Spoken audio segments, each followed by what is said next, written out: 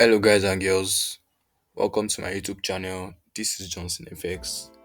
I'm really pleased to have you all here. Please, if you are just viewing this channel, please do well to subscribe and like, and also comment and tell me what you think about this video. So today I'll be talking about um forex chart patterns, and mostly I'll be emphasizing on the chart patterns, the patterns that is mostly used in Falcon strategy, the, the pattern that that are mostly um used in Falcon strategy. The one there are so many chart patterns, there are so many types of pattern. We have so many of them, but I'll be bringing out the specific ones that we use mostly in my strategy, Falcon strategy. So today we have forex chart patterns. Forex chart patterns might be the continuation pattern or the reversal pattern. So the first one I have here on my list is the continuation pattern. This is the bull flag. The bull flag actually represents the um the bullish flag. It actually represents a bullish flag. So in this sense, if it actually occurs where you see it actually occurs where you see maybe uh like an uptrend and you want to enter the market. So if you see something like this, if you see something like this of this nature, what you have to do is, okay, just wait for the correction to form. According to the Falcon strategy, you wait for the correction to form. Is either you take it on um a risk entry around this area, or a reduced risk entry like this. You allow it to break, you allow the market to tag you in and continue its trend to the upside. That is for bull flag. That is for bull flag. So yeah, let's go to um the bear flag here. So bear flag actually represents a continuation flag or a continuation pattern when the market is actually trending to the lower part, to the downside. When the market is actually trending to the downside, that is where you see patterns like this. So you might see something like this of this nature. Maybe we have a downtrend, you might see something like this of this nature, something like this. Then what would be your ideal entry? How will you enter this kind of markets when you see a correction like this? When you see a correction like this, first thing you have to do is to wait for the rejection around this area. You can see you have to wait for something like this around this area for it to reject around this area. Then you enter for a risk entry. You can enter for a risk entry. You can enter for a risk entry or a reduced risk entry. A reduced risk entry can be like this. You allow the market to break in and tag you in, something like this. Allow the market to tag you in and continue its initial direction. So the next one I have is flat continuation patterns. That is flat patterns. These are actually of they are mostly straight in the sense that they are not like the bear flag or the bullish flag. So flat continuation pattern can be trending towards the upside or trending towards the downside. So you can see I drew two flat continuation pattern. So we can see a flat continuation pattern of this nature. If it is trending to the downside like this, is not necessarily okay, something like this. You can see it is straight, it is flat of this nature. You can see it is flat. It is not like the bear flag that is like this, that is of this nature. You can see there is huge difference if you look at the bear flag and the flat continuation pattern. So that is just it for this one. And we have the second one if if the market is trending to the upside, you see something like this of this nature, see something of this nature, you enter the trade for the buy, either for the risk entry like this, or the reduced risk entry. So that's all for continuation patterns. So we'll be going to the next one I have in my list. So the next one is the second one I'm going to talk about is um triangle patterns. I'm coming, guys. So triangle pattern. This triangle pattern is not really occurrent in the market. It's not really occurrent. It rarely occurs in the market. So of this nature now, you can see patterns like this. They are mostly trending to the upside. You see this kind of pattern in I think USD JPY and which pair again? It mostly occurs on USD JPY or JPY pairs, maybe GBP JPY, or I've forgotten this pair. I've seen this kind of pattern on on one pair, but mostly it occurs on USD JPY. So the next one I have here on my list is the expanding pattern. This expanding pattern is actually very very reliable on pairs like Euro card, Euro NZ, all these kind of pairs. So in this kind of expanding pattern, you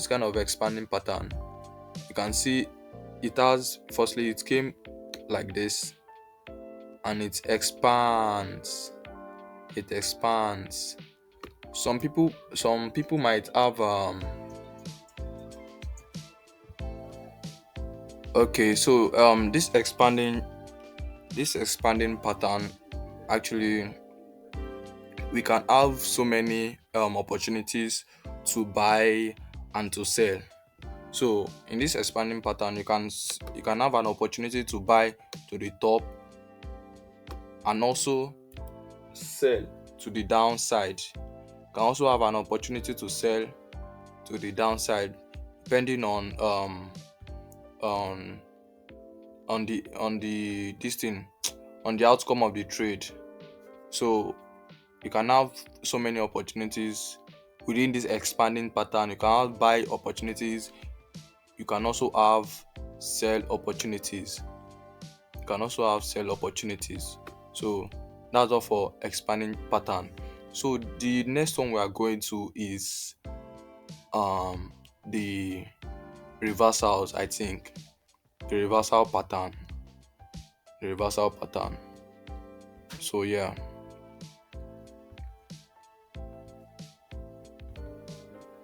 So reversal pattern actually occurs where a trade is actually losing its momentum.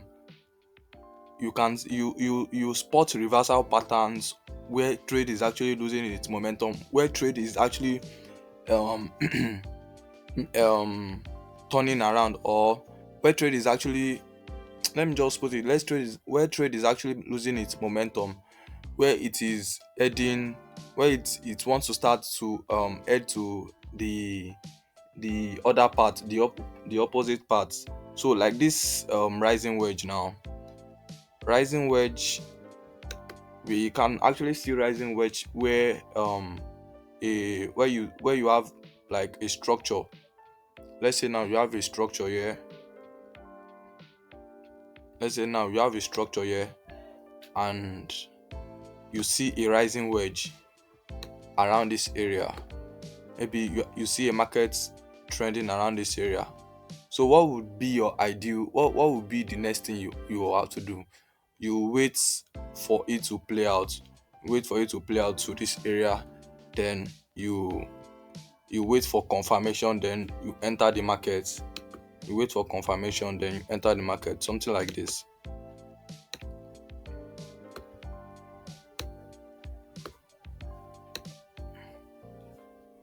So something like this, something of this nature. Maybe you have an outer structure and a rising wedge. This would actually give you a double confluence. This would actually give you a double confluence for you to enter the trade. This kind of reversal pattern actually happens where um, there is likely to be a turnaround or a change of direction of the market. Same applies to the falling wedge. The falling wedge applies. The falling wedge happens. The falling wedge patterns actually occurs where you see something like a change of reversal, or like a reversal, a change of trend to the upside. So in a scenario where you in a scenario where you are actually, So you see this kind of pattern in a scenario where it is actually approaching the bottom of a structure. So this kind of pattern actually occurs. It starts falling correctively. You can see it is of its corrective nature. So you see this kind of pattern where trade where the market is actually um, approaching the bottom part of a structure. So, and it actually signifies a buy signal. It actually signifies a buy signal. So you take the trade after you've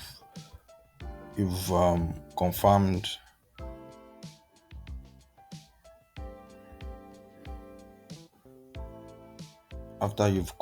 it with maybe a candlestick formation, or any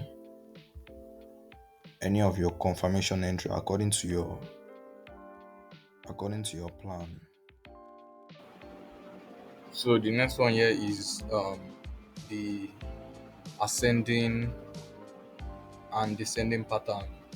The ascending and descending pattern is actually a pattern that mostly occurs when it is approaching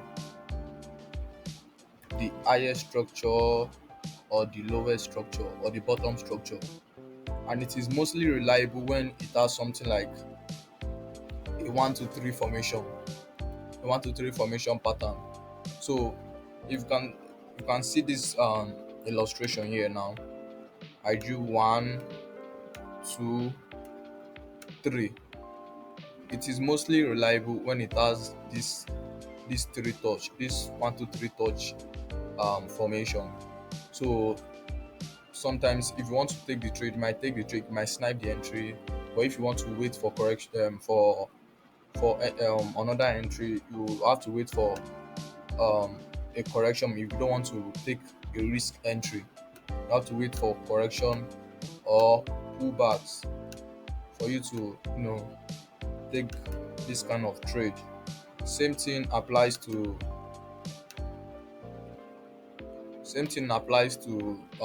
the descending channel.